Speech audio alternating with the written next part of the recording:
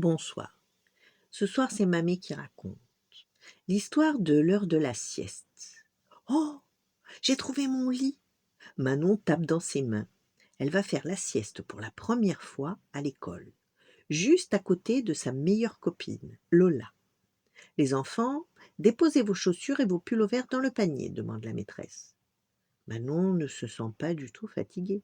Elle danse debout sur son lit et fait rire tous ses amis. Manon, allonge-toi. Maintenant, j'éteins la lumière. Bonne sieste, les enfants. Lola chuchote d'une petite voix.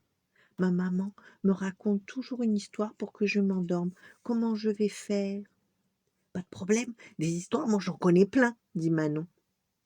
Occupée à accompagner un enfant aux toilettes, la maîtresse retrouve Manon en train de mimer un chevalier qui attaque un énorme dragon avec son épée. Tous les enfants du dortoir écoutent, fascinés, la petite fille.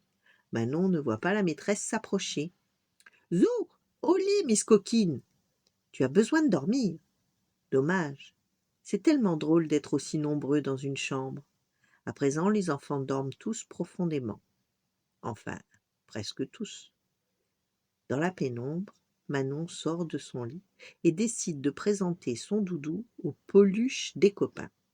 Bonjour, monsieur Lapin, je vous présente Roudoudou, mon serpent doudou. Oh, l'ours de Julien est aussi grand que lui. Et lui, le chien qui a une oreille cassée, comme il est drôle. Quand la maîtresse, intriguée par des bruits, ouvre la porte, elle découvre tous les doudous des élèves assis en cercle comme s'ils faisaient la ronde. Manon s'est jetée vite sur son lit et serre les paupières très fort pour faire croire qu'elle dort. Hum, Manon? Oui.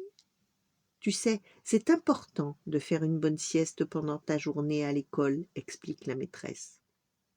Mais j'aime pas dormir quand maman et papa ne sont pas là. Et puis cette couverture, elle me pique un peu. Moi, je veux jouer avec les copains. Papa et maman pensent très fort à toi, et ils seront fiers quand tu leur raconteras que tu t'es endormie toute seule, sans faire d'histoire, dans le dortoir de l'école. Manon serre Roudoudou contre son cœur. Elle joue et se sent bien, rassurée par les paroles de la maîtresse. Oh, là, ses yeux se ferment tout seuls. Chut, elle s'est endormie. Une heure plus tard, dans la cour de récréation, Lola appelle sa copine pour jouer à cache-cache. Manon, où tu es?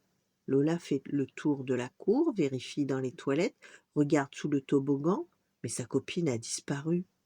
La cloche sonne et la maîtresse se demande elle aussi où se cache Manon. Maîtresse, viens voir, crie Julien.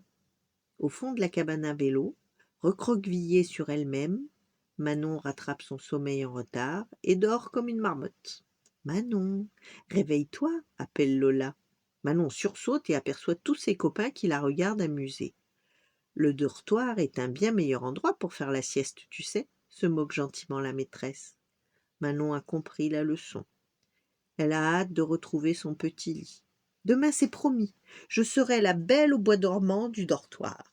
Voilà. Bonne nuit, faites de beaux rêves et à demain.